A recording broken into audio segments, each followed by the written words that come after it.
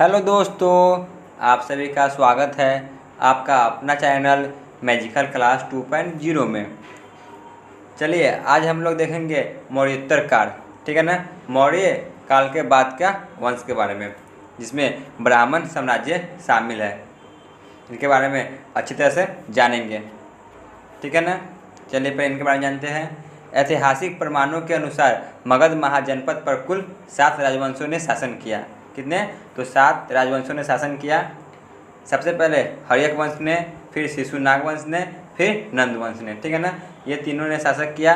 फिर आए मौर्य वंश, मौर्य वंश ने शासन किया।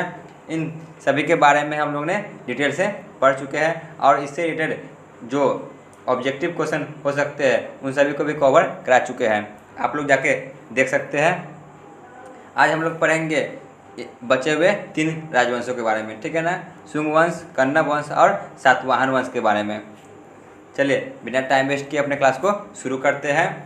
तो ब्राह्मण साम्राज्य, ठीक है ना। शुंग वंश, शुंग वंश के बारे में जानते हैं। सबसे पहला वंश यही है शुंग वंश। मगध में शुंग वंश के संस्थापक पुष्यमित्र शुंग थे। कौन थे? तो पुष्यमित्र शुंग शुंग वंश के संस्थापक थे। नाम से ये पता चल रहा है। शुंग वंश की स्थापना 185 ईसा पूर्व में हुई थी, ठीक है ना। शुंग वंश की स्थापना कब हुई? तो 185 ईसा पूर्व में इसकी स्थापना किया गया, मौर्य वंश के खत्म होने के बाद। चलिए आगे जानते हैं। शुंग वंश की पहली राजधानी पाटलिपुत्र था, ठीक है ना। शुंग वंश ने अपनी पहली राजधानी पाटलिपुत्र को ही बनाया था। आगे चलकर उसने दूसरा को भी राजधानी बनाया, जानेंगे वीडियो में।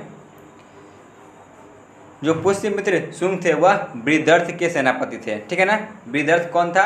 तो वह मौर्य वंश का सबसे अंतिम शासक था, ठीक है ना, जिनकी हत्या पुष्यमित्र शुंग ने कर दी और ब्राह्मण साम्राज्य शुंग वंश की स्थापना की। इसके बारे में जानते हैं आगे। तो बृहदर्थ कौन था? तो बृहदर्थ का सेनापति था पुष्यमित्र शुंग। आगे बढ़ते हैं। पुष्यमित्र शुंग ने बृहदर्थ की हत्या कर दी, ठीक है ना। बृहदर्थ की हत्या कर दी और शुंग वंश की स्थापना की। उसने मौर्य वंश के अंतिम शासक बृहदर्थ की हत्या कर दी और ब्राह्मण साम्राज्य यानी कि शुंग वंश की स्थापना की पुष्यमित्र शुंग ने। इसे आपको याद रखना बहुत ही ज़रूरी है क्योंकि एग्जाम में कितने बार ही पूछा गया है। इसने अपनी राजधानी विदिशा को बनाया, ठीक है ना। बाद में चलकर इसने राजधानी विदिशा को बना दिया। सबसे पहले इसने पाटलिपुत्र को बनाया, फिर बाद में चलकर विदिशा को अपनी राजधानी बनाया। आगे बढ़ते हैं। बौद्ध ग्रंथों में पुष्यमित्र शुंग को बौद्ध द्रोही कहा गया है, ठीक है ना। जो बौद्ध ग्रंथ है उसमें पुष्यमित्र शुंग को बौद्ध द्रोही कहा गया है। जानते किस लिए कहा गया है? क्योंकि इसने अपने शासनकाल में बहुत से बौद्ध स्तूपों को नष्ट करवाया था, ठीक है ना। मतलब कि जब ये शासन कर रहे थे तो इन्होंने जो बौद्ध स्तूप का निर्माण किया गया था उन सभी स्तूपों को ज़्यादातर को इन्होंने नष्ट किया था। इसीलिए इन्हें बौद्ध ग्रंथों में बौद्ध द्रोही कहा गया है, ठीक है। आगे बढ़ते हैं। पुष्यमित्र शुंग के समय बौद्ध पुस्तक जातक ग्रंथ की रचना हुई। पुष्यमित्र जब शासन कर रहे थे उसी समय बौद्ध पुस्तक जातक ग्रंथ की रचना हुई। इंडो यूनानी शासक मिनांडर को पुष्यमित्र शुंग ने पराजित किया। जो इंडो यूनानी थे शासक मिनांडर को पुष्यमित्र शुंग ने पराजित कर दिया, ठीक है ना। मिनांडर को पुष्यमित्र शुंग ने पराजित कर दी, लेकिन उसने पुष्यमित्र शुंग ने कलिंग नरेश खारवीर से युद्ध किया, उसमें वह पराजित हो गए, ठीक है ना। मिनांदर से वह जीत गए लेकिन कलिंग नरेश खारवीर से वह पराजित हो गए। इसे भी आपको याद रखना है कि पुष्यमित्र शुंग ने किससे युद्ध किया जिसमें वह पराजित हो गए? तो वह कलिंग नरेश खारवीर से युद्ध में पराजित हो गए। पुष्यमित्र शुंग ने 2 बार अश्वमेघ यज्ञ किया। उन्होंने 2 बार अश्वमेघ यज्ञ को किया था, ठीक है ना, पुष्यमित्र शुंग ने।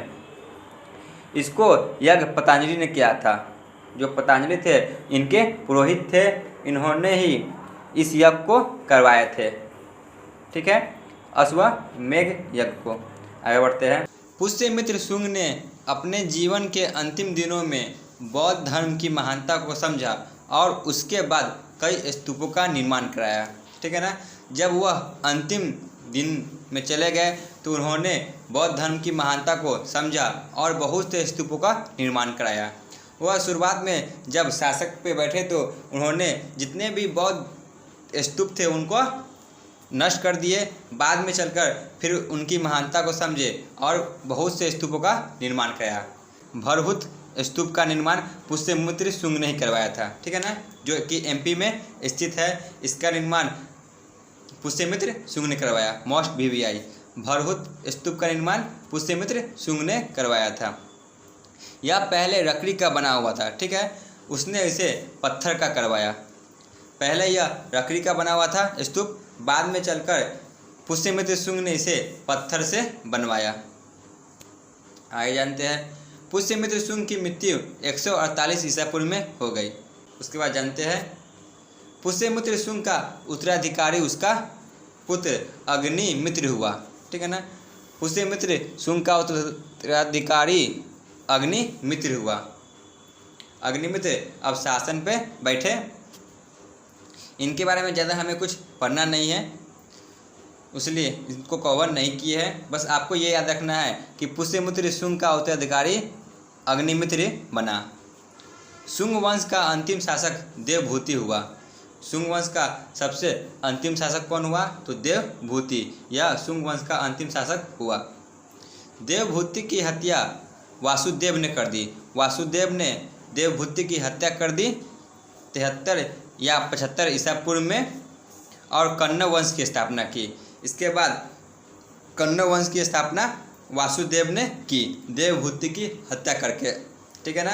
तो पुष्यमित्र शुंग के बारे में पढ़ रहे और शुंग वंश से हमें इतना ही पढ़ना है। चलिए आगे बढ़ते हैं। कण्व वंश के बारे में जानते हैं।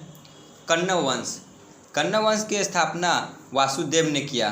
कण्व वंश की स्थापना किसने किया? तो वासुदेव ने किया।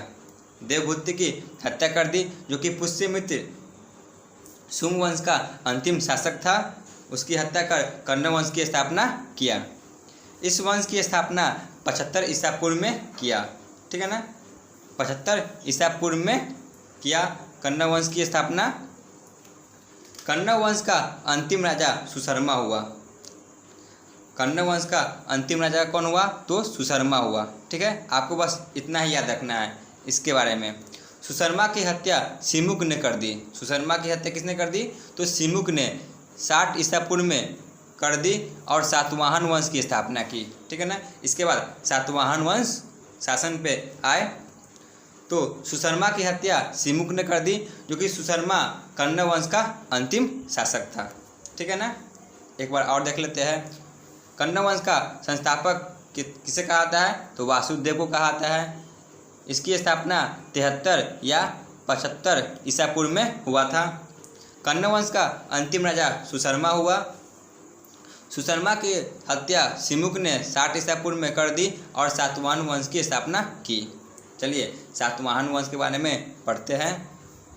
सातवाहन वंश आपको इतना ही कवर कराया जा रहा है जो कि एग्जाम में बार बार आते हैं। ठीक है ना, आपको ये सब याद रखना है। सातवाहन वंश की स्थापना सिमुक ने की। किसने की? तो सिमुक ने सातवाहन वंश की स्थापना किया। सातवाहन वंश की स्थापना 60 ईसा पूर्व में हुआ था। कब हुआ था? तो 60 ईसा पूर्व में सिमुक ने सातवाहन वंश की स्थापना की। सातवाहन शासकों की राजधानी प्रतिष्ठा थी। ठीक है ना, कौन सा था? तो सातवाहन वंश की राजधानी प्रतिष्ठा थी। आपको ये याद रखना है। सातवाहन वंश की राजधानी कौन था? तो प्रतिष्ठा। मोस्ट वीवीआई कितने ही एग्जाम में आया हुआ है। सातवाहन वंश की राजकीय भाषा प्राकृत था। सातवाहन वंश की राजकीय भाषा कौन सा था? तो वह प्राकृत भाषा था, जो कि पूरे राज्य में बोलचाल की भाषा थी। आगे जानते हैं। सातवाहन वंश की लिपि ब्राह्मी थी। उनकी लिपि कैसी थी? तो उनकी लिपि ब्राह्मी थी। सातवाहन वंश ने चांदी, तांबा, सीसा, प्रोटीन, कांस्य की मुद्रा का प्रचलन किया, ठीक है ना। इन सभी का प्रचलन किसने किया? तो सातवाहन वंश ने किया था। आपको ये सब याद रखना है कि सबसे मोस्ट VVI है सीसा का मुद्रा की स्थापना किसने किया था? तो वह सातवाहन वंश ने किया था। ये आपको याद रखना ही है, ठीक है ना। तो इन सभी की स्थापना किसने किया? सातवाहन वंश ने चलाए थे। आगे जानते हैं, अजंता एवं एलोरा की गुफा का निर्माण सातवाहन वंश ने करवाया है, ठीक है ना। जो कि महाराष्ट्र में है अजंता और एलोरा की गुफा, इसका निर्माण सातवाहन वंश ने ही किया था। तो थ्योरी क्लास आपको यहीं तक करना था, तो इसका थ्योरी क्लास यहीं पे ख़त्म होता है। चलिए जानते हैं प्रीवियस ईयर क्वेश्चन पे। सबसे पहला प्रश्न है, शुंग वंश की स्थापना किसने किया था? बताइए, शुंग वंश की स्थापना किसने किया था? ऑप्शन ए पुष्यमित्र शुंग ने, ऑप्शन बी सिमुक ने, ऑप्शन सी देवभूति ने, ऑप्शन डी पतंजलि ने। बताइए, शुंग वंश की स्थापना किसने किया था? तो इसकी स्थापना पुष्यमित्र शुंग ने किया था, ऑप्शन ए। आगे बढ़ते हैं, क्वेश्चन नंबर 2, शुंग वंश की पहली राजधानी कौन सा था? बताइए, अभी हम लोग ने पढ़ा है शुंग वंश की पहली राजधानी कौन सा था? Option A Vaishali, option B Pataliputra, option C Gaya, option D Sitamarhi. बताइए, शुंग वंश की पहली राजधानी कौन सा था? तो उसकी पहली राजधानी पाटलिपुत्र था। आगे चलते हैं, क्वेश्चन नंबर 3, पुष्यमित्र शुंग का पुरोहित कौन था? देखिए, पुष्यमित्र शुंग का पुरोहित कौन था? Option A Patanjali, option B Chanakya, option C Simuk, option D इनमें से कोई नहीं। तो पुष्यमित्र शुंग के पुरोहित पतंजलि थे, जिन्होंने 2 बार अश्वमेघ यज्ञ करवाया था। आगे बढ़ते हैं, क्वेश्चन नंबर 4, पुष्यमित्र शुंग का उत्तराधिकारी कौन हुआ?